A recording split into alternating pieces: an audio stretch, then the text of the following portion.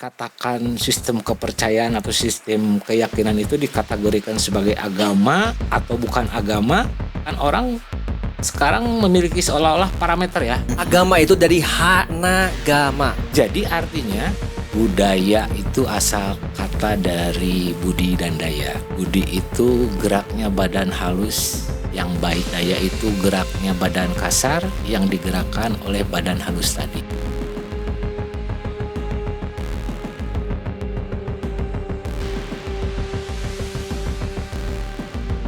Ya, terima kasih Kang Isal, sebelumnya Kang Dian juga. Ya, Terima kasih, hatur nuhun saya sudah diundang di podcast ini. Juga rekan-rekan semua, rahayu. rayu semuanya. Begini ya, kalau cerita sedikit ya. Ya, boleh. Siap. Memang saya lahir dan dibesarkan dari keluarga yang bisa dikatakan istilahnya kalau sekarang penganut ajaran leluhur. Bicara penganut ajaran leluhur, kalau secara regulasi memang sudah ada di negara kita, sudah akomodir. Oke. Judul besarnya dalam regulasi itu penghayat kepercayaan. Jadi saya mungkin salah satu penganut kepercayaan terhadap Tuhan Yang Maha Esa atau penghayat kepercayaan.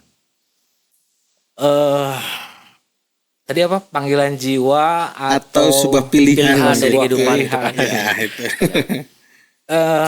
Mungkin ceritanya begini, kalau dulu ya seperti anak-anak yang lain lah. Kalau bicara tentang agama atau kepercayaan atau keyakinan kan sebelum dewasa kita ikut orang tua saja, kan gitu ya. Iya. Tuh, tapi setelah beranjak dewasa, selama perjalanan itu kan saya mulai merasa terpanggil tuh. Oke. Terpanggil sejak saya mulai sering mendengar obrolan-obrolan orang tua, terus nasihat-nasihat orang tua. Iya. Nah dari saya mulai ini apa ya gitu. Mulai mencari tahu ya gitu ya. Tahu karena apa yang dijelaskan oleh orang tua itu agak sedikit berbeda dengan nilai-nilai ajaran agama yang banyak gitu ya. Nah, dari sana saya mulai mencoba mencari tahu tuh, mulai bertanya kepada orang tua, kemudian mulai membaca karena memang ada beberapa buku tuntunan, bukan kitab suci ya. Iya. Nanti kita bahas lah soal itu. Ada beberapa tuntunan yang mengajarkan, yang pada intinya mengajarkan tentang ajaran kemanusiaan. Menggali tentang diri, mengetahui tentang kesemestaan, tentang nilai-nilai ketuhanan, tentang moral, tentang akhlak. Nah kalau bicara di wilayah itu, bicara spiritual kan sebetulnya tidak terkekang oleh tempat, waktu, dan keadaan. Jadi menurut saya masih sangat relevan. Nah kalau dalam segi apa ya kan dalam informasi sekarang bisa dibilang ya, zaman sekarang itu hal yang tidak empiris atau hal yang tidak ilmiah. Iya. Seakan-akan itu tuh hanya sebatas cerita angin lalu lah seperti itu. Nah kan stigma leluhur itu terkadang ya sekarang Kang Asep. Ya teman-teman juga banyak yang tahu ya Kang. Iya. Gimana pandangannya ya tentang. Jadi identinya kayak gini Kang Sal, seperti kan tadi tidak rasional gitu ya. Tidak ada apa ya, kalau rujukan yang sesuai dengan aturan yang ada misalkan gitu kan. Hanya mengandalkan suatu tatanan dari semesta kan identik, stigmanya selalu negatif itu. Pak Asep. Nah gitu Kang Sal. Nah dalam hal tersebut kita itu menyikapinya seperti apa tuh sebagai penganut ajaran leluhur itu?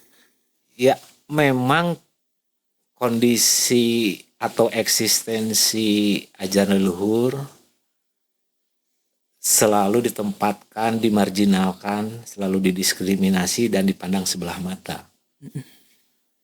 Banyak istilah-istilah atau diksi seperti animisme, dinamisme, syirik, kafir, dan lain sebagainya. Saya berani mengatakan bahwa itu adalah sebetulnya framing aja. Framing. Jadi memang by design Karena istilah-istilah itu kan kalau dilihat dari historisnya itu muncul kan dari bangsa yang memang berbeda kultur. Oke. Berbeda kultur. Sedikit ya saya jelaskan misalkan seperti ini. Kami ini dipandang sebagai generasi animisme dinamisme. Oke. Animisme dimaknai sekarang sebagai penyembah roh-roh nenek moyang. Nenek moyang ya. Dinamisme menyembah yang sifatnya kebendaan kebendaan, gitu ya. Pohon, Batu, air, batu, sebagainya kan, gitu kan. angin dan sebagainya. Sedikit saya menjelaskan. Sebetulnya dalam ajaran leluhur tidak ada penyembahan kepada leluhur, tapi penghormatan. Bukan penyembahan ya berarti. Bukan penyembahan, itu dua hal yang berbeda. Berbeda. Logikanya seperti ini. Boleh nanti dikaji bersama-sama. Oke. Dalam ajaran leluhur, ibu dan bapak itu sangat ditempatkan secara terhormat. Oke. Kita semua lahir ke alam dunia itu, pokoknya di dalam bahasa Sunda mah, kersaning Gusti Nu Maha Suci. Sudah kehendaknya, sudah kodratnya kita lahir ke alam dunia.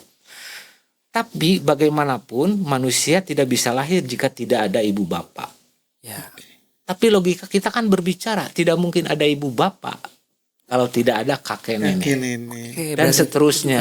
Upami di Sunda sok aya istilah 7 turunan. 7 ya, turunan, gitu iya. Induk, bapak, nini, aki, uyut, bau, jangga wareng, udeg-udeg, gantung siwur atau kakait siwur.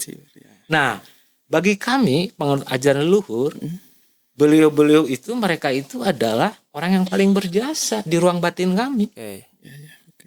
Jadi mereka selalu kami sapa di dalam ruang batin kami. Apakah salah? Nah itu. Iya. Jadi bukan menyembah, Iya, tapi iya. menempatkan Iya. secara terhormat di ruang batin. Judgment Kang itu yang ya yang muncul. Jadi ketika ada bahan-bahan kontemplasi atau apa gitu, yang anggap komunikasinya secara verbal ke batin sendiri kan, itu dijustifikasi bahwa itu animisme, itu menyembah Ya. kan gitu. Padahal itu kan sebuah penghargaan justru kan kepada leluhur kita. Kalau di Sunda apa ya, Asep, istilahnya pancak kaki atau apa ya? Ya. Yang runutannya gitu kan. Runutan. Jadi ada runutannya itu kan, gak mungkin kita hadir kalau gak ada ibu bapak, cikal bakal. cikal bakal Cikal gitu, bakal. nini aki dan seterusnya gitu kan. Betul. Jadi poin pentingnya itu nih, Kang Isal. Terus yang menarik ini, Asep, ketika stigma itu terus muncul di zaman sekarang, di dewasa ini, terus utamanya penganut ajaran leluhur itu sering ada kayak pertanyaan-pertanyaan miring lah gitu, yang menjadi mirisnya. Nah, pertanyaannya kayak gini, mungkin ke Asep sendiri juga pernah mengalami bahkan. Jadi agamanya apa dong kalau misalkan kepercayaan itu atau penghayat itu atau ajaran leluhur itu gitu. Terus Asep menyikapinya dengan seperti apa dan mungkin argumentasi atau jawabannya seperti apa mengenai hal tersebut. Wah, pertanyaannya berat nih. Santai aja sih. Ya begini ya. Tapi ini agak panjang nggak apa-apa. Nggak apa-apa. Karena harus santai-santai. supaya tidak apa ya, setengah-setengah, biar latar Ya. belakangnya historisnya juga. Sekalipun tidak mendetail, tapi biar alur jalan pikirannya nyambung lah. gitu Nyambung ya. ya. Jadi memang kalau melihat kondisi sekarang ini, memaknai agama, memahami, jadi seseorang itu kan jalan pikirannya begini. Dikatakan sistem kepercayaan atau sistem keyakinan itu dikategorikan sebagai agama atau bukan agama, kan orang sekarang memiliki seolah-olah parameter ya. Mm-mm. Apakah sistem kepercayaannya itu punya nabi atau enggak nih? Iya. Ya. Ajaran leluhur itu punya nabi apa enggak? Ada pertanyaan-pertanyaan itu Ya, kan. Kan itu digunakan Kang Dian. Itu digunakan oleh mereka-mereka yang menjudge bahwa yang berani mengatakan, mengkategorikan bahkan bahwa sistem kepercayaan, keyakinan seseorang atau warga negara itu agama ini atau bukan yang diyakininya. Mereka menggunakan parameter itu tuh. Punya kitab suci atau enggak, kitab sucinya berupa buku atau enggak misalkan. Punya tempat ibadah atau enggak, pengikutnya banyak atau tidak. Nah, itu seolah dijadikan parameter. Padahal nih kalau boleh cerita sedikit. Rasa kata agama itu sendiri kan bukan bahasa serapan atau bahasa asing. Agama itu kalau boleh saya sedikit. Itu kalau dilihat dari kamus Kawi Jawa karya C.F. Winter dan Rangga Warsita, itu asal dari kata agama, agami, atau hanagama. Oke. Hanagama. Agama itu dari hanagama. atau hagama atau agama. Kenapa dari H menjadi A? Itu istilah dalam tata bahasa di kita itu sudah terbiasa. Seperti Hastina, asalnya itu jadi Hastina. Dari Hastina gitu. Iya, Hanggoro sebetulnya. Arjuna, asalnya Harjuna sebetulnya. Jadi itu tata bahasa yang sudah terbiasa itu. Ya itu mungkin salah satu hal sama dengan pronunciation dalam mungkin bahasa Inggris. Paradise, padahal kan itu serapan dari Firdaus gitu ya. Iya. Kurang lebih seperti itulah. Nah, jadi artinya hana itu ada, yang ada. Gama itu patokan atau aturan. Jadi bisa dimaknai agama itu adalah adanya patokan atau patokan yang ada.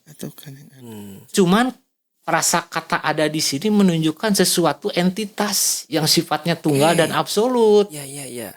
Jadi leluhur kita sudah punya jalan pikiran dan rasa bahwa ada kekuasaan di luar dirinya yang menguasai semesta dan segala isinya. Mereka sudah tidak menyebutkan lagi karena sudah tidak bisa dilihat, diraba, bahkan dipikirkan. Ada, sudah cukup itu. Itu sudah merujuk kepada entitas yang sifatnya tunggal dan absolut. Kalau Kang Isal sama Kang Diat ingat, ada agama Kapitayan misalkan. Ya, di Jawa itu di Jawa ada Kapitayan. Mereka sudah memiliki sebuah sistem keyakinan tentang kepada entitas itu. Sang Hyang Taya namanya. Ya. Di Sunda Wiwitan misalkan agamanya Hyang Tunggal. Sang Hyang misalkan. Sang Hyang Tunggal atau Sang Hyang Kersa. Kemudian di Tanah Batak ada istilahnya Ugamo Malim atau agama Parmalim. Entitas yang disebutnya yang diyakininya adalah di Batam mulai jadi Nabolon misalkan. Atau di Kalimantan, di Kaharingan. Ranying Halita misalkan. Nah itu kan semua adalah artinya kalau kita pahami, leluhur kita mengindikasikan bahwa sudah ada tuh tentang pemahaman tentang ketuhanan. Sekalipun tidak secara letterleh menyatakan Tuhan. Tuh. Iya. Itu sih. Menarik banget nih Kang Isal. Asep, ternyata terminologi dan etimologi dari kata agama itu dari bahasa Kawi ya, bukan bahasa serapan Kang Isal. Jadi atau bahasa asing atau bahkan bahasa asing. Ini yang jadi apa ya? Suatu apa ya? Mungkin agak sedikit dilematis juga untuk teman-teman penghayat bahwa stigmanya teman-teman penghayat itu seakan tidak beragama. Sedangkan frasa atau kata agamanya itu sendiri agama leluhur. Dari konsep dari leluhur kita gitu Kang Isal. Nah, itu jadi menarik nih Asep. Ya jadi begini Kang Dian, Kang Isal, seolah menjadi terbalik nih. Mohon maaf, agama-agama yang dari luar dikatakan, sistem keyakinan yang dari luar dikatakan agama. Sementara sistem kepercayaan dan sistem keyakinan leluhur dikatakan bukan agama. Sementara frasa kata agama itu milik leluhur. Coba. Iya itu. Iya. Kan begitu ya? Iya. Jadi mohon maaf mungkin sedikit ambigu dalam di sini kan bahasanya bahasa sendiri gitu kan. Seakan merasa terasingkan dengan bahasanya sendiri gitu mengenai hal tersebut. Nah, jadi Asep itu dulu pernah ada pertanyaan nggak misalkan. Jadi jawabannya seperti apa mengenai berarti Asep itu gak beragama dong atau gimana gitu. Nah, tanggapan Asep atau responnya seperti apa mengenai hal tersebut? Kalau ada dua hal yang menurut saya kalau bicara tentang atas pertanyaan Kang Dian tadi. Pertama, kalau dari sisi keyakinan spiritual saya tidak mempersoalkan itu. Sekalipun urusan pemerintahan di negara, institusi kelembagaan negara mau dikatakan beragama atau tidak nggak peduli buat saya. Toh sistem keyakinan atau agama yang sekarang disebut agama itu kan urusan personal, urusan dirinya pribadi dengan sang pribadi cipta atau Tuhan yang Maha Esa. Terserah mau kasih merek apapun saya nggak peduli. Tapi masalahnya kita kan berbangsa bernegara. Kita kan punya konstitusi. Nah itu masalahnya di situ. Bagi kami yang terpenting adalah sistem berkeyakinan, cara berkepercayaan, bersembahyang. Tolonglah kami pun harus diperlakukan yang sama dengan saudara-saudara kami yang lain misalkan. Kami pun punya punya hak dan kewajiban yang sama toh di depan hukum. Hanya itu saja sebetulnya. Nah ini Kang Asep kan kalau kita gali lebih dalam lagi sebelum lebih jauh nih ngebahas tentang agama, yaitu bahasa asli dari kita gitu kan. Ya. Kan seolah-olah yang menilai itu dari luar dan bahkan esensinya itu jauh sekali dengan yang seharusnya. Tadi kan adanya aturan patokan. Nah, patokannya itu contoh deh. Patokannya apa? Soalnya ini kan kebanyakan aturan yang saya ketahui ya teman-teman, kalau di agama dalam tanda kutip sekarang patokannya itu dibuat oleh manusia. Nah, kalau dalam hal agama yang tadi hanagama tersebut, patokannya itu contoh saja itu. Ya, patokannya seperti apa ya? Seperti apa tuh? Ya kan sebetulnya kalau bicara mengenai itu bisa banyak penafsiran ya. Dan itu sah-sah saja. Tapi mari kita cerna menggunakan logika, akal sehat, dan rasa yang kita miliki bersama secara pribadi. Begini maksud saya, yang ingin saya sampaikan. Aturan yang dimaksud oleh leluhur kita tentang agama tadi sebetulnya sesuatu hal yang sifatnya kodrati, yang tidak bisa diubah-ubah lagi, yang tidak bisa dirubah-rubah lagi. Oke. Contoh nih, saya terlahir menjadi orang Sunda. Itu patokan dari Tuhan. Itu aturan dari Tuhan. Iya. Orang Sunda secara etnis ya. Iya. Orang Sunda teh ngagaduhan bahasa teh gaduh. Ya. Punya bahasa. Punya budaya, punya. Ya. Itu kan patokan. Bukan keinginan saya. Saya lahir ke dunia pun saya tidak berkeinginan kok. Tidak, iya. Kehendak Gusti, kehendak Tuhan sudah sifatnya kodrati. Nah, nilai-nilai kebangsaan ini kan adalah patokan dari Tuhan. Sekalipun saya sering pakai bicara bahasa Inggris, makanan-makanan Eropa, tidak akan menjadi orang Inggris. Yes, betul. Nggak bisa gitu. Nah, bicara tentang agama pun begitu sebetulnya.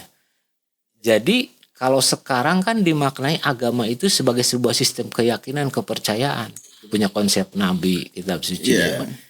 Nah, mohon maaf. Menurut pandangan ajaran leluhur, itu bukan patokan Tuhan. Tapi itu aturan yang dibuat oleh manusia sendiri atas kesepakatan. Yang nantinya akan berkelindan dan beririsan dengan kebudayaan. Iya. Menarik nih Asal.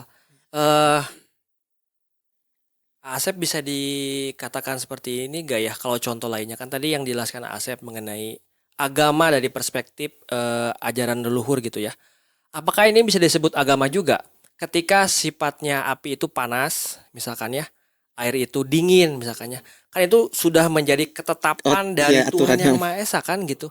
Itu kan sudah tidak bisa dirubah kan, misalkan api jadi dingin atau sebaliknya air jadi panas kan, kecuali kalau air tahir dipanaskan gitu ya, itu beda konteks ya, beda konteks. Tapi ketika merujuk pada hal yang asli, fenomenon yang terjadi, apakah itu bisa disebutkan agama juga dong atau gimana menurut Asep? Persis Kang Dian. Karena yang dimaksud kembali ke histori tadi agama ya, kata-kata agama. Patokan atau aturan Tuhan itu kan sama dengan aturan semesta. Makanya dikenal seperti begini ajaran di Sunda itu. Panas jeung seuneuna tiis caina hiliwir angina tetepna bumi. Itu kan hukum. Sudah tidak bisa diubah-ubah lagi.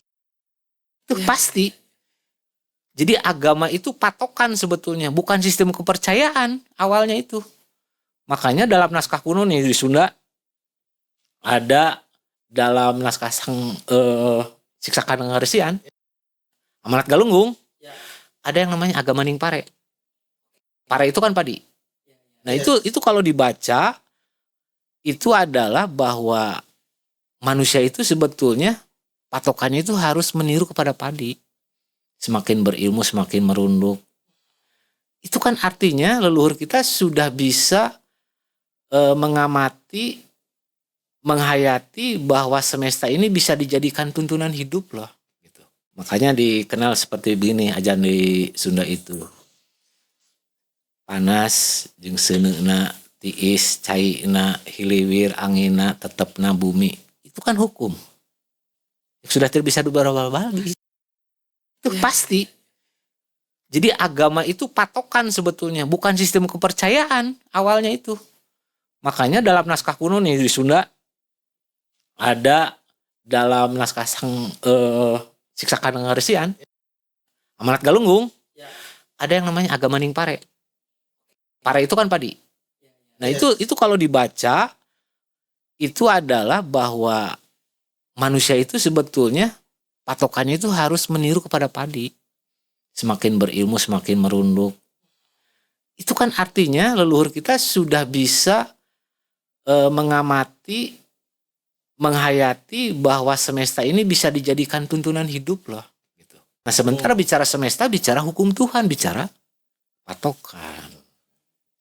Tapi memang dari patokan itu karena manusia itu dianugerahi akal, pikiran, dan perasaan melahirkan sebuah sistem kepercayaan. Misalkan menyiapkan sesajen, bakar dupa, misalnya. Itu kan kebudayaan, itu tradisi. Bukan agama sebetulnya. Tapi itu kan menjadi sistem dalam sebuah keyakinan. Atau seperti saudara kita yang lain, sholat, puasa, kan seperti itu. Kalau boleh saya membandingkan ya. Ya ini yang salah yang jadi menarik nih, Asep. Berarti kalau misalkan dari pemikiran dia nih mengkonstruksikan, bisa dikatakan seperti ini kalau misalkan rujukannya dari perspektif, dari pandangan leluhur kita mengenai agama itu, kan berarti tidak hanya manusia dong yang punya agama itu, yang punya patokan. Manusia tentunya kan punya, hewan juga, tumbuhan, bahkan elemen yang tadi Asep yang jelaskan tadi kan berarti mempunyai agama juga. Itu seperti apa menurut Asep? Iya, agama. Cuman agama dalam pengertian bukan sistem kepercayaan, tapi patokan tadi gitu. Iya. Tapi gitu. Ini Asep kan kita pernah membaca nih kan Kang dalam slogan Majapahit. Negara Kertagama. Oh iya, kan benar. Sama halnya dengan sekarang sosiologi, antropologi, logi. Nah, gama tersebut apakah ada selain agama, apakah ada gama-gama lagi? Gama-gama yang lain gitu kan? Gama-gama yang lain. Banyak sih, pemirsa yang lain mungkin lebih banyak tuh pengetahuan daripada saya. Ada negara Kertagama dulu kan, Majapahit. Kerta itu kan patokan tentang mengatur tentang kesejahteraan. Ada Drigama, aturan tentang kemasyarakatan. Tuhagama tentang kedudukan kepangkatan gitu. Kemudian Guru Gama tentang pengetahuan, tentang pengajaran. Jadi kata gama itu memang sudah familiar. Berarti ya mungkin bisa disimpulkan ya Kang Asep bahwa gama itu bukan hal yang baru di kita itu ya. Emang. Bukan. Itu kan asal dari apa? Dari zaman Majapahit atau kan zaman sudah ada kan kenal. Bahkan mungkin dari sebelum Majapahit itu sudah ada aturan. Iya, gama tadi ya. Mengenai konsepsi agama tadi. Iya sih, nah itu menjadi tantangan kita ya, apalagi generasi muda ya. Asep ini menjadi tantangan. Semoga ya teman-teman juga ke-trigger untuk mencari tahu apa sebenarnya agama tersebut, apa bahkan ya teman-teman juga mempunyai pemahaman itu bisa didiskusikan bareng juga ya. Nah untuk selanjutnya nih Kang Asep, kan tadi sedikit menyinggung ya bahwa sesajen itu kan sebuah tradisi atau bahkan produk dari kebudayaan. Nah sekarang kebudayaan itu selalu berdampingan dengan agama. Agama dalam pengertian sistem kepercayaan ya. Nah itu bagaimana? Iya, menurut saya bahwa agama dan budaya itu sangat beririsan. Sekarang begini. Sunda Wiwitan misalkan, atau Kaharingan, atau Parmalim di Batak, atau mungkin juga saudara kita yang Muslim, Islam, Kristen, Hindu, Buddha, itu kan punya asal perkembangannya wilayah. Geografis gitu letak. Letak geografis mempengaruhi, karena letak geografis akan mempengaruhi budaya sebuah bangsa. gitu.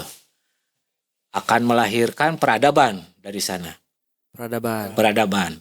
Nah, makanya misalkan begini, kalau di Sunda, di penghayat nih, bicara penghayat dulu ya misalkan. Penghayat orang Sunda itu tidak akan melakukan hal-hal sistem keyakinan atau kepercayaan di luar kebudayaan Sundanya. Karena akar ajaran, sumber ajaran penghayat itu adalah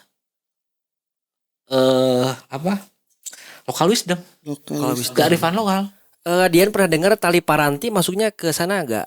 Bisa salah satunya. Jadi menjalankan tali paranti gitu. Betul. Jadi penghayat orang Sunda dia harus menemukan Sundanya. Penghayat orang Bali harus menemukan Balinya. Artinya menemukan itu menggali tentang nilai-nilai budayanya, tentang nilai-nilai keadiluhungannya gitu. Kan kalau misalkan sholat menggunakan bahasa Arab, bahasa itu kan hasil kebudayaan. Yes, benar. Atau doa-doanya, itu kan kebudayaan. Ya. Agama itu lahir dari sebuah kebudayaan, nggak bisa dipisahkan. Menurut saya ya, nggak bisa dipisahkan. Tapi pengertian agama yang kesini, yang sekarang, bukan patokan tadi. Berarti sangat beririsan ya, misal antara budaya tadi kan dengan konsep mengenai agama yang sistem kepercayaan gitu ya. Kalau dalam konteks sistem kepercayaan sangat beririsan sekali mengenai agama dan budaya tersebut. Terus Asep mengenai tadi kan Asep sedikit menyinggung tentang civilization atau peradaban gitu kan. Nah, jadi tadi sedikit di notice mengenai hal tersebut, lahirnya suatu peradaban itu bisa dikatakan abstrak yang paling besarnya itu dari kebudayaan dulu kan. Terus baru melahirkan suatu peradaban. Misalkan peradaban A, peradaban B, dan C gitu. Nah, rujukannya atau korelasinya antara civilization atau peradaban dengan budaya itu, kan tadi dengan sistem keyakinan atau agama, budaya itu singgungannya apa gitu atau korelasinya apa. Selanjutnya budaya dan peradaban itu seperti apa nih korelasi dan sebagainya gitu. Ya, tapi mohon maaf sebelumnya nih Kang Isal, Kang Dian, mungkin saya terbatas karena saya latar belakang saya bukan antropolog juga. Saya tidak mau tahu. Tapi begini mungkin. Tapi mudah-mudahan bisa sedikit menjawab ya atas pertanyaan Kang Dian tadi. Bahwa sedikit saya dalam konteks ini akan sedikit mengutip dari Pamendak sesepuh kami, Mei Kartawinata. Budaya itu asal kata dari budi dan daya. Budi itu geraknya badan halus yang baik. Daya itu geraknya badan kasar yang digerakkan oleh badan halus tadi. Budi pangaping daya melahirkan kebudayaan. Kurang lebih seperti itu. Petikan atau teori atau pamendak dari Mama Mei Kartawinata terkait budaya atau kebudayaan. Iya, menarik nih. Menariknya gini ya. Sedangkan budaya itu seakan dicampur adukan. Contoh misal. Gini kan Kang, budaya itu kan tadi kata Kang Asep itu bahwa hal-hal yang baik lah. Iya, hal yang baik. Tapi sekarang tuh apalagi ya di Indonesia sudah terkena korupsi. Pengertiannya sudah kayak di korupsi gitu. Betul Kang, betul. Jadi begini, sekarang itu ada kecenderungan menempatkan kata frasa budaya itu menjadi serampangan. Budaya korupsi, budaya buang sampah. Sebetulnya itu bukan kebudayaan, bukan budaya. Bukan budaya itu ya. Budaya itu harus identik dengan hal-hal kebaikan. Karena memang budaya hasil dari karsa karya cipta manusia. Itu bisa dikatakan kebiasaan yang buruk saja gitu. Kebudayaan membuang sampah, bahkan kebudayaan korupsi gitu kan. Berarti kan tadi anggap kebudayaan itu muatannya yang paling besar lah gitu ya. Terus di sana ada hanagama atau agama ya. Terus ada civilization, peradaban gitu. Dan banyak lagi ornamennya Asep. Berarti di sini sekali lagi bahwa budaya itu seakan didiskreditkan berarti ya. Frasa budaya atau ada subordinasi lah, ada menjadi sempit. Menjadi sempit gitu kan si frasa itu. Nah, untuk teman-teman penghayat selain tadi ada argumentasi mengenai hal tersebut, terus memaknainya gimana mengenai kebudayaan itu, falsafah hidupnya lah, falsafah hidup yang dipakai khususnya di para pengikut di ajaran Sunda mungkinnya di daerah Tetar Pasundan gitu mengenai hal tersebut. Iya, tapi mungkin kalau bicara Sunda atau apa tadi kata Kang Dian Jawa Barat, Pasundan. Pasundaan gitu. saya tidak berani mewakili Oke. masyarakat yang luas itu. Ya, Karena ya. mungkin kumargi kieu Kang Dian di Sunda ya paripaos kieu atau peribahasa gini. Ciri sabumi cara sade sa Jawa dah tutung biritna. Jadi saya tidak berani tuh mewakili. Saya mewakili di Sunda atau Jawa Barat enggak lah. Saya bicara di komunitas saja saya. Gitu. Ya bagi kami budaya itu menjadi modal hidup karena dimaknai seperti tadi ya, budi dan daya jasmani dan rohani. Itu sesuatu energi yang menghasilkan yang diciptakan melalui karsa karya dan cipta manusia. Sesuatu yang dihasilkan dari karsa, karya, dan cipta manusia itu kan harusnya sesuatu yang harus mempunyai nilai guna, manfaat. Bukan saja untuk dirinya, tapi sama hidup. Hal yang paling sederhana adalah manifestasi dari berbuat kebaikan. Hal yang paling kecil. Kecil tapi memang susah menurut saya. Iya. Ya. Memaknai berbuat kebaikan itu kan bisa diterjemahkan dengan berbagai cara. Bisa lewat budaya, bisa lewat pengetahuan dan macam-macam. Tapi artinya kembali lagi bahwa budaya itu menjadi basic awal. Contohnya seperti ini. Berkesenian itu bagian. Itu produk dari budaya. Produk dari budaya. Berkesenian, bahasa. Seperti itu. Kalau boleh misalkan leluhur Nusantara itu sudah memiliki peradaban. Sistem perhitungan saja waktu. Ada perhitungan berdasarkan matahari, bulan, bintang. Punya kita. Keilmuannya ada gitu kan. Dari keilmuan sistem bangunan, arsitekturan. Banyak kok. Gunung Padang. Dan lain sebagainya. Ya. Itu kan sebuah hasil dari peradaban. Produk dari peradaban. Yang berbasis dari kebudayaan tadi, mengolah karsa karya dan cipta manusia. Ya. Jadi menurut saya rasa-rasanya keliru kalau mengatakan bahwa leluhur Nusantara itu terbelakang. Ya. Oke. Ini ada sedikit ini saya mungkin suatu konsep diskusi ini yang misalnya Dian pengen punya runutan lah, kalau anggap bahasanya runutan gitu, Asep. Kan di awal misalkan mengenai geografis ya, tanah dan air. Kalau di istilah mungkin ya Asep juga kenal kan mengenai istilah Kamanusa atau tanah dan air gitu ya. Anggap itu kan letak geografis gitu kan.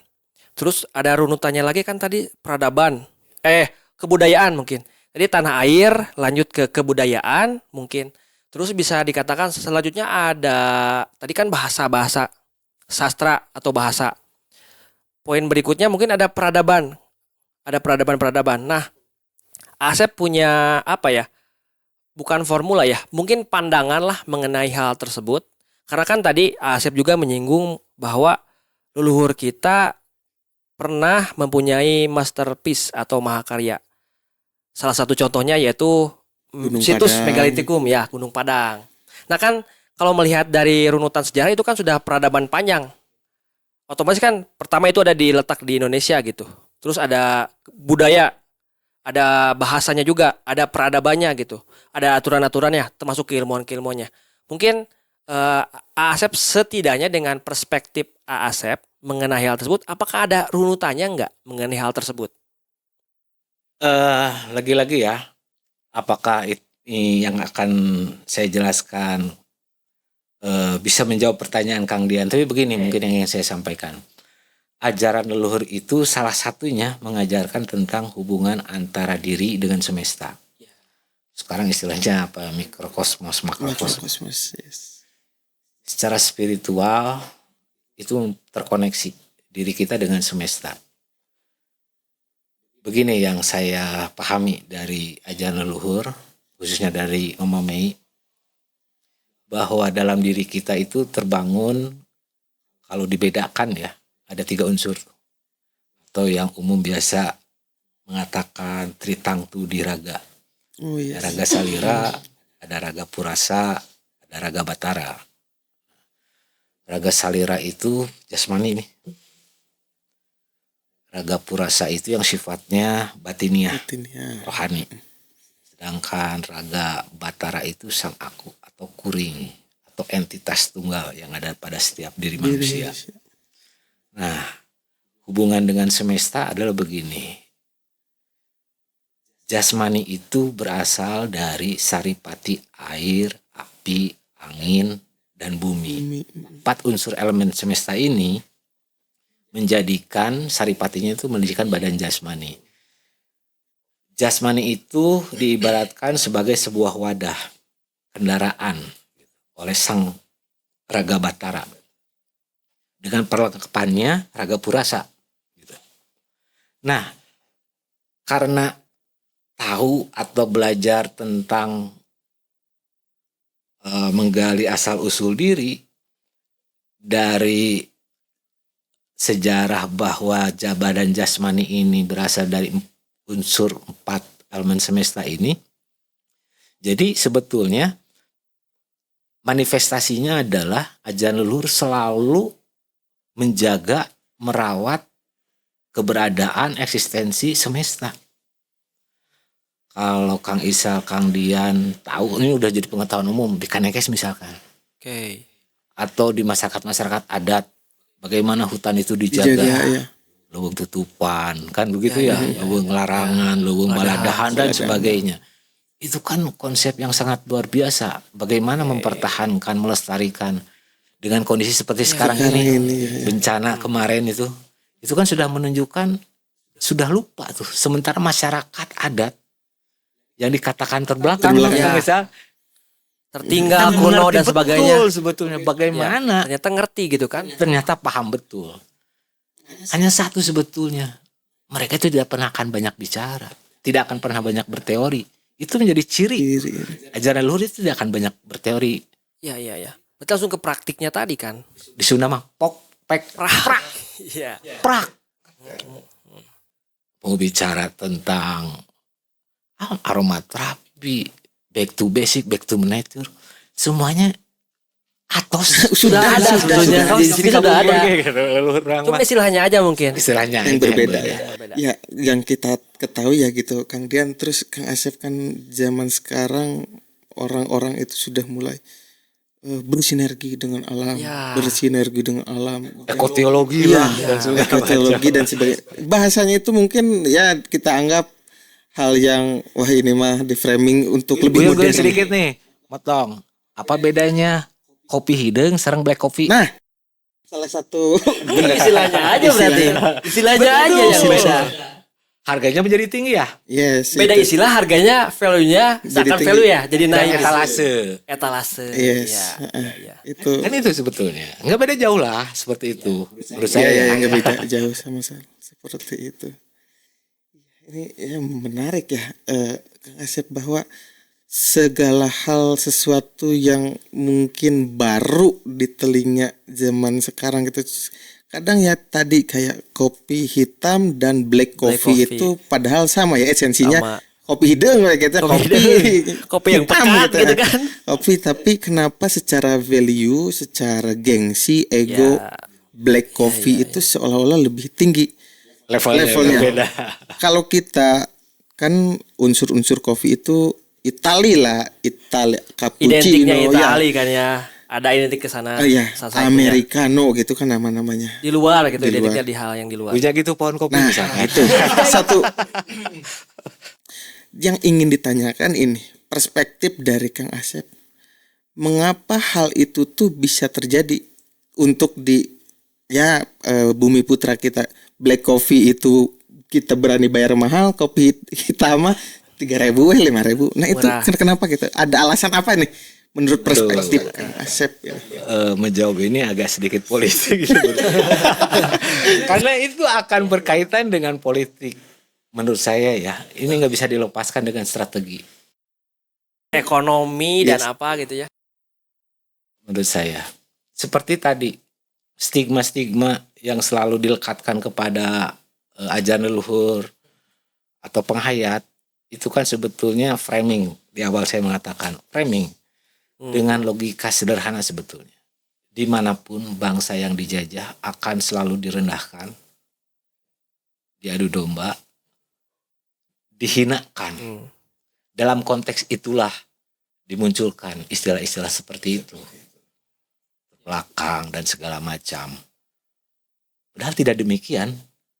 Ini hanya perbedaan sudut pandang saja. Yes. Perbedaan sudut pandang saja, Kang, menurut saya. Karena memang mereka punya kepentingan. Kepentingan apa? Berbagai macam, Kang. Ekonomi, sosial. Karena begini, kalau boleh sedikit saya ke belakang. Ketika bangsa pendatang lah saya mengatakan ya. Tidak berani mengatakan penjajah, bangsa pendatang mempengaruhi kultur budaya di kita yang sudah ada. Ketika pengaruh itu semakin menguat, itu akan merombak semua tatanan di kita. Akan berubah gitu. Misalkan gitu. Tatanan kemasyarakatan, tatanan kepemerintahan, tatanan budaya, termasuk tatanan dalam sistem kepercayaan. Semua itu dirubah. Nah, pada saat itu kondisi masyarakat terpolarisasi. Menurut saya menjadi 3 tuh. Ada masyarakat yang akhirnya berganti keyakinan karena pengaruh yang dari luar semakin menguat.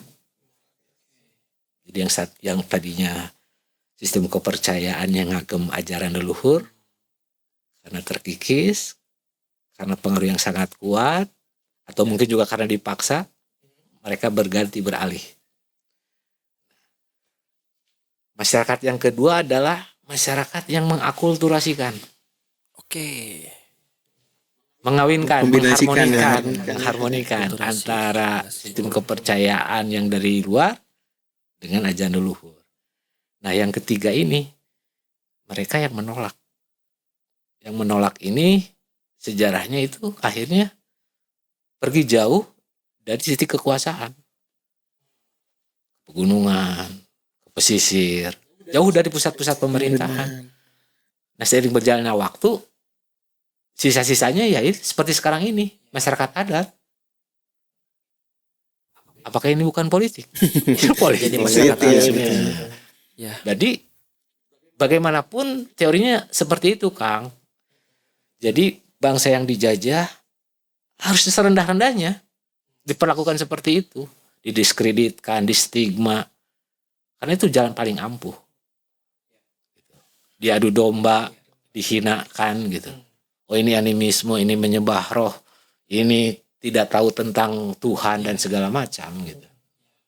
Sangat ironis sekali ya. Mungkin mirip kayak gini ya, petanya kayak gini. Mungkin hancurkan artefaknya, hancurkan peninggalannya, jauhkan dengan luhurnya.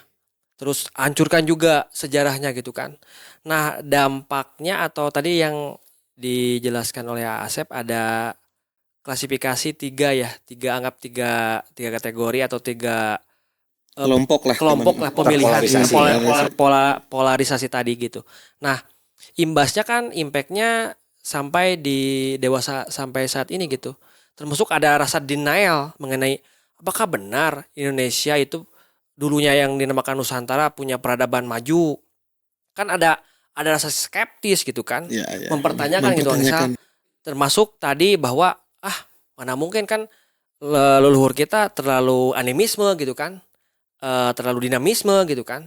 Mana mungkin peradaban zaman dulu bisa semaju itu gitu kan. Nah, itu jadi titik ironinya kan tadi mengenai impact atau dampak yang terjadi yang sangat panjang mungkin ya, runutannya sangat di zaman dulu gitu. Impactnya sampai ke zaman sekarang gitu. Iya, karena begini Kang Dian, Kang Gisal, menurut saya teorinya ketika bangsa yang dijajah itu direndahkan, kemudian dihinakan, distigma seperti itu, nah secara regenerasi itu akan kehilangan jati diri. Kita tidak tahu lagi siapa leluhur kita, di mana kita hidup. Ya. cinta kita kepada tanah air, tanah kelahiran itu akan pudar, akan sirna. Iya. Sementara itu menjadi modal utama. Sementara ajaran leluhur mengajarkan itu, keterikatan kita kepada semesta, kepada tanah air. Upamanya diajaran Mama Mia ya seperti konsep kami kamanusa. Kami itu kuring nu nyaho sarta nyaksi. Kama sari rasa tunggal, nusa lemah cai diri kuring. Itu konsep keterhubungan antara kita dengan tanah air. Yang melahirkan konsep nasionalisme, patriotisme. Ajaran leluhur itu mengajarkan seperti itu salah satunya. Tidak seprimitif yang di framing Sekarang ini gitu kan. Betul. Iya. Betul. Oke. Memang banyak hal yang selama ini kita hanya sekedar tahu atau bahkan itu nilai-nilai yang ditujukan dari orang luar gitu kan untuk kita sendiri gitu. Ya banyak tadi kan seperti agama, terus budaya tersebut gitu kan. Bahkan mungkin sedikit ininya ke coffee dan black coffee juga kan itu kopi hidung dan black coffee itu seolah-olah menjadi ya gitulah. Ada merendahkan gitu ya, perendahannya. Dan ini Kang Asep, pengalaman saya pribadi ya kan kalau bisa dibilang lintas agama lah gitu. Banyak teman-teman itu suka naon atuh yang sama gitu kan. Kayak teman-teman muslim gitu kan, ada satu kutipan yang selalu sama seperti di Islam gitu kan, kenalilah dirimu kamu akan mengenali Tuhan. Sedangkan tadi bahwa kita itu dijauhkan dengan jati dirinya. Gimana kita mau percaya diri kalau jati dirinya saja tidak punya. Kang Dian merasa merenyah kalau kita nggak percaya diri teh. Wah, kumaha kita merasa minder, inferior itu kan kayak gak berdaya gitu kan ya. Gak punya power gitu, termasuk menunjukkan tadi kan ini Asep bisa disebutkan menunjukkan jati diri nggak atau suatu kebanggaan ketika ternyata peninggalan yang termasyhur sekarang yang sudah mulai viral ya, yang sudah mulai viral, contohnya peninggalan situs megalitik Gunung Padang. Salah satunya. Selanjutnya ada ledakan proses kognitif yang terjadi di Sulawesi. Di Maros Pangkep kalau gak salah. Di daerah gua. Ya, itu kan ledakan pertama kognitif bangsa manusia lah. Dulu kan terjadinya konon katanya di Eropa sana gitu. Ternyata di Indonesia sekarang gitu, dulu itu lebih awal dibanding di Eropa sana ledakan kognitif. Terus banyak sekali. Seperti teknologi kapal Jung kalau nggak salah, kapal Jong Jawa atau kapal Jong Nusantara gitu. Kan itu ada keilmuan untuk membuat itu ya. Nah kan hal-hal tersebut kan kalau kita tidak mengenal leluhur kita, seakan leluhur kita mah hanya primitif gitu kan. Terus membosankan, tidak ada suatu karya tadi kata Asep, budi, rasa, cipta, karsa dan sebagainya gitu kan. Kan kalau misalkan kita nggak tahu mengenai sejarah, kita buta, ya kita tidak punya runutan atau belajar dari masa lalu gitu. Nah, poin pentingnya di sini untuk Asep, bagaimana ya cara berbagi gitu ke teman-teman semua, teman-teman Senyandika semua mengenai gimana kita belajar kembali ajaran leluhur kita sederhananya gitu lah, yang kita bisa langkah awal gitu, yang sederhana aja gitu. Menurut Asep seperti apa? Di Sunda ada peribahasa kieu, nyungsi diri nyuai badan, angelo paesan tunggal. Kurang lebih bahwa menggali diri itu akan ketika manakala kita menggali, mengetahui, menghayati tentang diri, kita akan bertemu dengan ketunggalan. Sama saja. Artinya ketika menggali diri pribadi itu karena diri saya dengan diri Kang Isal, dengan Kang Dian nggak ada bedanya. Menurut ajaran leluhur nih, yang membedakan hanya jasadnya saja, jasmani saja. Ada rupa, ada warna yang membedakan. Sekarang begini, menurut saya sedunia ini, pengisi dunia akan sepakat sekalipun berbeda bangsa, berbeda suku, berbeda kulit, berbeda agama. Ketika mencicipi gula akan merasakan manis. Mencicipi garam akan merasakan asin. Menyentuh api akan merasakan panas. Kenapa bisa sama? itu sebetulnya menunjukkan bahwa kita berasal dari yang Sama. satu, tunggal, asa. Yes. Iya. Nah, dari pemahaman penggalian diri tadi saya di awal mengatakan ada raga purasa, raga batara, raga salira. Itu kan proses untuk perjalanan mengetahui kita ini berasal dari mana sih? Asal usul gitu ya. Asal usul di Jawa misal lebih paham, ada konsep Sangkan Paraning Dumadi mungkin. Sangkan Paraning Dumadi misalkan. Itu kan mengajarkan tentang belajar untuk mengetahui sama saja sebetulnya itu di sistem kepercayaan yang lain seperti tadi di Islam ya. Sama saja. Leluhur kita juga punya pemahaman-pemahaman tentang ketuhanan itu yang sifatnya monoteisme sama gitu. Sama Kang. Sudah ada. Bahkan dari penggalian diri tadi kita akan menemukan bagaimana korelasi kita dengan semesta, korelasi kita dengan Tuhan, karena dalam ajaran leluhur terutama dari sesepuh kami gitu, bahwa kuasa Tuhan itu ada bersemayam dalam setiap diri manusia. Tunggal. Itu tidak bisa dicari tapi bisa dirasakan.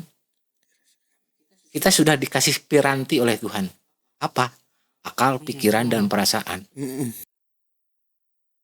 Itu saja. Sekarang justru yang sering kita menjadi bertengkar itu membicarakan tentang Tuhan yang disembah oleh Kang Asep beda dengan saya. Ya. Seolah-olah setiap agama beda Tuhannya tuh. Karena berbeda agama dianggap berbeda Tuhannya tuh. Saya nggak habis pikir tuh. Kalau di zaman sekarang masih ada yang berpikiran seperti itu. Dikotomikan ya, dibeda-bedain gitu kan. Sementara di sisi lain saya meyakini bahwa apa istilahnya dogma dari setiap agama itu meyakini bahwa Tuhan itu tunggal. Jadi memaknai Tuhan itu Maha Tunggal atau Esa itu bagaimana? Kalau di kami jelas Tuhan misalkan begini, aya nu disebat ke Kang Dian, Hyang Murbeng Jagat, bahwa Tuhan itu meliputi bumi, langit, dan segala isinya. Jadi semua yang hidup di alam semesta ini terunsuri oleh kuasa Tuhan. Ya. Makanya berbuat baik itu dalam ajaran kami bukan hanya kepada sesama manusia, kepada hewan, kepada tumbuhan, batu, air, angin seperti tadi. Kita hormati. Karena itu semua dijadikan oleh Tuhan, bukan menyembah. Pertanyaan begini, kalau Kang Asep tidak dikatakan sering tidak menyembah Tuhan, misalkan, sampai sekarang kan itu stigma. Saya bertanya, kalau menyembah Tuhan memang harus seperti bagaimana? Harus bagaimana?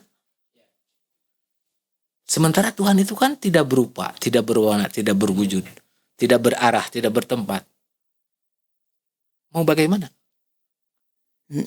Memaknai dan mengimplementasikan menyembah kepada Tuhan itu mau seperti apa gitu kan ya. Kan bukan dengan seperti itu, tapi lebih kepada spiritual. Memahami apa saja. Matak saur sepuh abdi ya, kembali deui menyadur dalam nilai-nilai Kasundaan. Nepi ka irahageun yang Gusti moal kapanggih. Tayangan mah nu kagustian, nu katuhanan. Oke, poinnya carilah yang makanya dalam Pancasila bukan Tuhan yang Maha Esa tapi ketuhanan. Ada sifat gitu, kesifatan. Oke. Ya mencari hal yang sifatnya abstrak kan kebanyakan seperti itu ya. Padahal justru kita bisa lebih ke mengkonkretkan tadi ya sifat tadi ke ketuhanan tadi. Oke, itu sangat menarik sih Asep mengenai itu. Nah, jadi memaknai terus ada argumentasinya seperti apa Asep mengenai pertanyaan-pertanyaan. Jadi apakah animisme itu dikatakan sesat atau dinamisme itu dikatakan sesat? Terus kan tidak ada penyembahan secara ritual kayak misalkan pemujaan gitu kan, anggap pemujaan terhadap Tuhan gitu kan. Kalau yang saya pahami, yang saya cerna mengenai pernyataan Asep mengenai menyembah Tuhan itu kan tidak ada kayak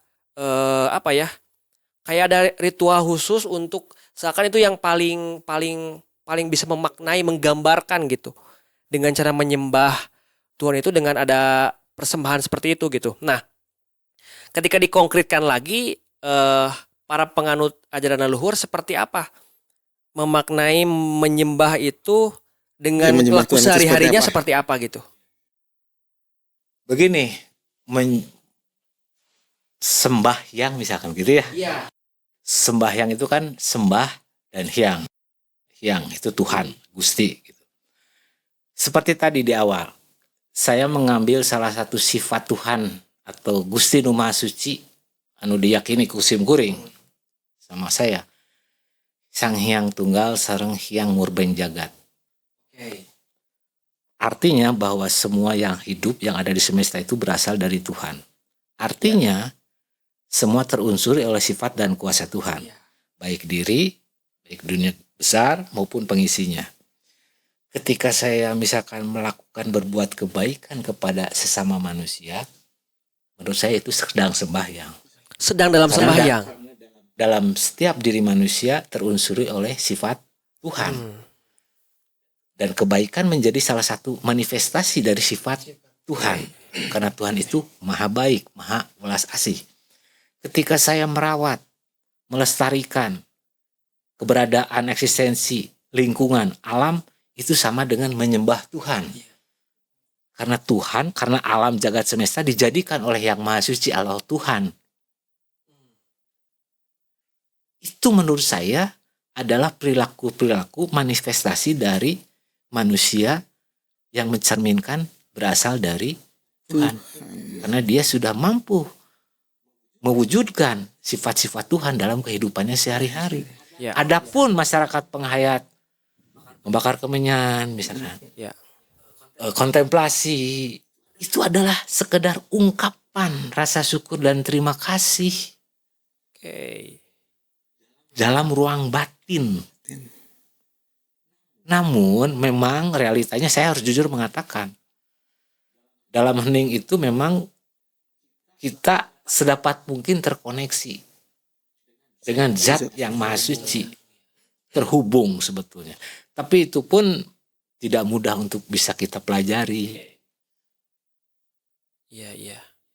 Ya, jadi banyak pandangan mengenai hal tersebut itu seakan orang yang tidak ada ritual khusus itu tidak dianggap sembahyang gitu kan. Tadi kata Asep, segala sesuatu di dunia ini memang diliputi oleh zatnya yang maha kuasa. Berarti kita ketika istilahnya melakukan kebaikan bahkan tidak hanya kepada sesama manusia, sama makhluk Tuhan, itu sudah suatu manifestasi dari sembahyang itu gitu kan. Nah, itu sangat sangat menjadi menjadi trigger nih untuk teman-teman untuk kita berpikir gitu kan ya. Mengenai hal tersebut kan selama ini stigmanya selalu negatif. Ya, mungkin dari awal gini nih Kang Dian, bahwa stigma negatif itu kan kita tahu ya, kayak tadi kata Kang Asep di awal bahwa batu itu kita hormati. Nah, kata puja, puji dan sembahyang itu menurut Kang Asep itu hal yang sama apa berbeda? Puja, puji dan sembahyang. Begini, saya tidak akan langsung menjawab diksi-diksi itu ya, istilah itu. Tapi begini, kenapa misalkan masyarakat yang menganut ajaran leluhur ketika akan menggunakan, memanfaatkan salah satu elemen semesta itu memohon izin? Karena berdasarkan pemahaman tadi, keyakinan tadi, bahwa Tuhan itu yang menjadikan bumi, langit, dan segala isinya. Yang menjadikan batu itu bukan kita loh. Adanya tumbuhan, adanya air, adanya api, adanya angin, bukan kita loh. Tapi Tuhan, tapi Gusti, manakala kita akan memanfaatkan itu untuk kebutuhan kita hidup, mau buat rumah perlu kayu, menebang pohon, perlu genting, ambil dari tanah, perlu air. Nah, ajaran kita, ajaran leluhur mengajarkan tentang etika, adab, budi pekerti, moralitas. Sebagai minta sesama izin loh, hidup, kulo nuwun. Sekalipun mereka tidak meminta, tapi kita diajarkan budi pekerti. upami diajar memahami lagi-lagi saya mengutip itu ya. Tahu diri, tahu malu, tahu berterima kasih. Itu kan cerminan dari orang yang beradab menurut saya. Itu standar orang beradab tuh harus seperti itu. Cerminan dari orang yang terbelakang menurut saya ya. Itu kan cerminan dari orang yang tahu diri. Ini berasal dari mana? Dari sini. Dong. Mesti bagaimana merawat, menjaga. Begitupun kalau kita akan memanfaatkan. Apalagi buat masyarakat adat, mana bangsa itu harus menanam 3. Oh iya. Keberlangsungannya sudah tahu pemahaman. Coba, apakah itu terbelakang? Apakah itu kuno? Tidak menurut saya. Iya sih emang. Gitu. Emang penting ya diksi yang selama ini kita itu kurang memahami ya. Kita itu terjebak dalam satu narasi yang belum tentu kita pahami dan langsung menjudgment bahwa itu seperti itu. Gitu. Ternyata ya kita banyak belajar ya Kang Dian, ya teman-teman juga semoga gitu mendapatkan hal yang sama. Terus kita ngerunut nih kan Kang Asep bahwa penciptaan alam semesta ini ada maskulin dan feminim. Mungkin kita lebih kompleks nih dengan yang tadi bahwa semuanya itu pasti ada unsur keilahiannya gitu. Mau apapun itu yang tercipta di sini. Mungkin kita teknisnya lah gitu kan mungkin kita mengenal bahwa matahari itu sebagai maskulin, bumi itu sebagai feminim. Makanya suka disebutkan suka ada ambu, sumbi, ibu, bumi gitu kan ya. Ya dalam 4 elemen kehidupan itu angin, tanah, air, dan bumi tersebut secara tidak sadar kita sekarang kan kita hidup itu dari situ gitu. Makan, keluar jadi itu lagi. Terus berputar gitu. Nyakramang gitu. Apakah itu dasar pemahaman leluhur kita juga sudah di titik seperti itu? Ya, sebetulnya kan awal dari tadi saya mengatakan bahwa penghormatan kita kepada yang menjadikan kita lahir ke alam dunia, ibu bapak nini aki uyut boja ngawareng. Nah, manifestasi perwujudan dalam budaya, dalam kehidupan sehari-hari itu sebetulnya bisa kita lihat dari beberapa peribahasa Sunda. Misalkan kemudian manifestasikan dalam bentuk ada lingga, ada yoni misalkan. Kemudian ada peribahasa indung nunganung bapa nungayuga. Indung tungkul rahayu bapa tangkal darajat. Muja kudu ka bapa, munjung kudu ka indung. Itu kan sebetulnya peribahasa-peribahasa yang mengindikasikan bagaimana penghormatan kita kepada ibu bapak yang melahirkan kita. Tapi dalam konsep kesemestaan ini pun kan disebut ibu pertiwi. Ini Rama Angkasa. Jadi pemahaman-pemahaman itu sudah ada sebetulnya. Sudah ada. Dan bukan hanya pengistilahan saja, tapi dimaknai betul secara spiritual gitu. Itu sih sebetulnya. Ya itu bisa menjadi suatu bukti bahwa itu membantah ya.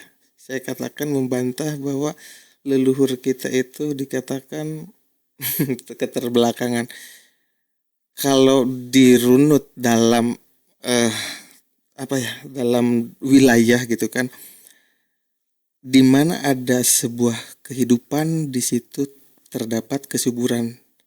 Di mana ada kesuburan di situ terdapat Gunung Merapi. Di mana ada kehidupan di situ ada kebudayaan. Di mana ada kebudayaan di situ ada peradaban. Peradaban, persis. Sepakat. Ya seharusnya ya mungkin Kang Asep itu sudah menjadi bukti bahwa masa iya sih orang-orang yang dulunya tercukupi secara sandang pangan tidak bisa beradab. Sedangkan yang kita tahu orang yang sering bertengkar itu kan mempermasalahkan atau memperebutkan hal tersebut. Ya sebetulnya kan yang terjadi sekarang itu saya mengatakan mohon maaf tapi bukan berarti, tapi realita menurut saya mudah-mudahan penilaian saya nggak salah bahwa memang bangsa kita sudah terlalu banyak melupakan tentang siapa dirinya. Akar gitu ya. Akar. Menurut saya ya, rasa cinta kepada tanah air sudah mulai memudar. Perasaan persaudaraan, gotong royong semakin pudar juga. Yang tadinya kolektif, tadinya kebersamaan. Sekarang kan dengan kemajuan teknologi, orang kan lebih cenderung, upami Sunda mah tunggul, tapi tunggul teh sanes hormat, main HP gitu. Iya. Semua sudah apa ya, diperbudak oleh ilmu pengetahuan dan teknologi. Terlalu diperbudak. Kita menyadari, contohnya saya penganut ajaran leluhur, tidak tinggal di pedalaman atau secara eksklusif. Saya tinggal di perkotaan. Saya tidak mungkin menggunakan hal, tidak mau atau jangan mempergunakan yang sifatnya modern. Tidak mungkin saya bisa hidup di tengah perkotaan. Jadi bisa aja fleksibel. Menyesuaikan. Secara spiritual, secara rohani, saya menganut ajaran leluhur. Tapi dalam kehidupan sehari-hari ya saya harus mengikuti zaman. Ngindung ka waktu, Ngindung ka waktu, miboga ka zaman gitu. Ada tetep sok sanos abdi ngangge motor, ngangge anggoan modern, ngangge naon. Ada aing ngucapkeun nuhun ka Gusti bade ngangge bahasa Sunda we. Yes. Abdi ngaraos tenangna upami nyeungeut menyan misal kata napi dupa. Abdi ngaraos leuwih afdol upami aya sasajen. Kanggo abdi mah eta kemerdekaan, eta kenyamanan, eta kemerdekaan nu hakiki kanggo abdi. Dan untuk bicara wilayah itu, siapapun termasuk negara tidak boleh melarang. Ya. Menurut saya. Nah masalahnya kerukunan hidup ini yang sudah mulai. Iya. Mungkin implementasi dari Pancasila itu sendiri sudah mulai memudar. Tadi gotong royong, terus keanekaragaman, selalu ada friksi atau gesekan ya. Jadi pengaplikasian Pancasila itu hanya ada di slogan membacakannya saja gitu kan. Tapi untuk pengaplikasian atau ngalampahi menjalankannya sudah sangat jarang. Apalagi di masyarakat urban. Asep tadi bicara bahwa di perkotaan istilah gotong royong dan sebagainya sudah sangat jarang ditemukan. Beda dengan di masyarakat adat atau di suku pedalaman gitu kan, gotong royong dan di pinggiran kota masih kuat sekali ya. Kebiasaan bahkan itu budaya yang bagus, budaya ya dulu yang sangat membudaya mengenai gotong royong dan sebagainya gitu kan, itu sangat disayangkan. Terus karena adanya mungkin framing nih Asep, framing dari media mengenai tadi kan stigma yang negatif selalu terus diujarkan gitu. Tidak ada bukan, kita juga kan bukan merasa kita yang paling benar. Kita hanya berbagi pandangan mengenai bahwa nih leluhur kita sudah punya toh misalkan mengenai kebudayaan, peradaban, tradisi gitu. Bahkan kebiasaan-kebiasaan yang bisa menopang kita untuk hidup berbangsa dan bernegara sekalipun itu misalkan. Ya benar sih Kang Dian ya. Kita dalam diskusi sekarang itu kita tidak mencari jawaban ya. Dan untuk teman-teman kita itu mencari tahu lagi atau mempertanyakan dari mana kita, asal kita dari mana gitu kan. Ya tentang asal usul kita itu dari mana untuk bisa jadi diri sendiri lagi seperti itu. Nah untuk closing statement juga nih untuk Kang Asep, utamanya untuk para generasi muda itu kan calon-calon pemimpin yang masa akan depan datang, gitu. Itu apa monggo. Ya terima kasih. Mungkin sebagai penutup dari saya khususnya kepada anak muda ya. Sebagai anak muda memang sudah menjadi tuntutan mengikuti perkembangan zaman dan sudah seharusnya. Jika tidak demikian kita akan selalu tertinggal. Kita wajib mengikuti perkembangan zaman, menuntut ilmu setinggi-tingginya, menciptakan hal yang inovatif. Itu menjadi keniscayaan di zaman sekarang. Tapi mungkin satu, jangan melupakan tentang siapa dirimu. Karena bagaimanapun apapun yang kalian perbuat, apapun hasil karyanya harus benar-benar bukan saja berguna bagi dirinya, bagi orang lain, tapi juga kepada bangsa dan negara atau tanah air. karena kita lahir dibesarkan di sini. Kita tidak mungkin lahir karena tidak ada bapak leluhur kalian semua.